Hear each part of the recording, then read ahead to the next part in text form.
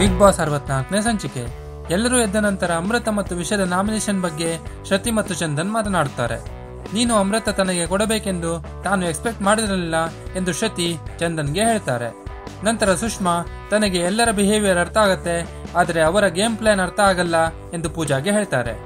ನಂತರ big boss garden ಏರಿಯಾದಲ್ಲಿ ಇಡ್ಲಿಗಳನ್ನು ಇರಿಸಿ ಯಾರು ಹೆಚ್ಚು ತಿನ್ನುತ್ತಾರೆ ಅವರು ಮುಂದಿನ ವಾರದ ಕ್ಯಾಪ್ಟನ್ ಎಂದು ಹೇಳುತ್ತಾರೆ.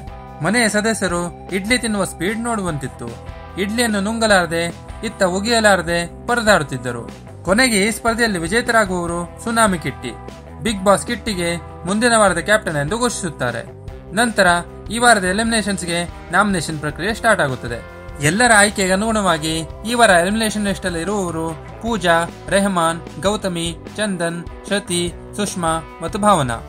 ಮನೆ ಸದಸ್ಯರಲ್ಲಿ 3 ಜನ ಅಂದರೆ ಕಿಟ್ಟಿ, ಅಯ್ಯಪ್ಪ ಮತ್ತು ಮಾಸ್ಟರ್ ಅನ್ನು ಬಿಟ್ಟು ಎಲ್ಲರೂ ನಾಮಿನೇಟ್ ಆಗುತ್ತಾರೆ.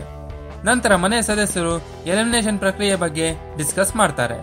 ಒಂದು ಕಡೆ ಚಂದನ್ ಹೆಸರು ಎಲಿಮಿನೇಷನ್ ಲಿಸ್ಟ್ ಅಲ್ಲಿ ಇರೋದಕ್ಕೆ ಸುಷ್ಮಾ ಆಶ್ರಯ ಪಟ್ಟರೆ, ರೆಹಮಾನ್ ಹೆಸರು ಬಂದಿರೋದಕ್ಕೆ ಮಾಸ್ಟರ್ ಆನಂದ್ ಆಶ್ರಯ ಪಡ್ತಾರೆ.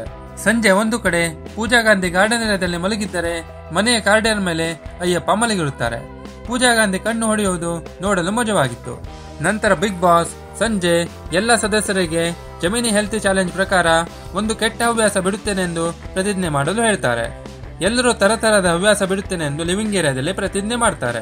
ರಾತ್ರಿ ಚಂದನ್ ಈ ವಾರ ಸುಷ್ಮಾ ಎಲಿಮಿನೇಟ್ ಆದರೆ ಸಾಕಾಗಿತ್ತು ಎಂದು ಶ್ರುತಿ ಹತ್ತಿರ ಹೇಳ್ತಾರೆ.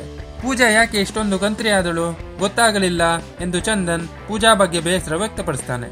ದಿನ ಕಳೆದ ಹಾಗೆ ಬಿಗ್ ಬಾಸ್ ಮನೆಯಲ್ಲಿ ಮನಸ್ಸುಗಳು ಬದಲಾಗುತ್ತಿವೆ. ಮುಂದಿನ ಸಂಚಿಕೆಯಲ್ಲಿ ಏನಾಗುತ್ತೆ ಎಂದು ತಿಳಿಯಲು ನಮ್ಮ ಚಾನೆಲ್ ಸಬ್ಸ್ಕ್ರೈಬ್ ಮಾಡಲು ಮರೆಯದಿರಿ.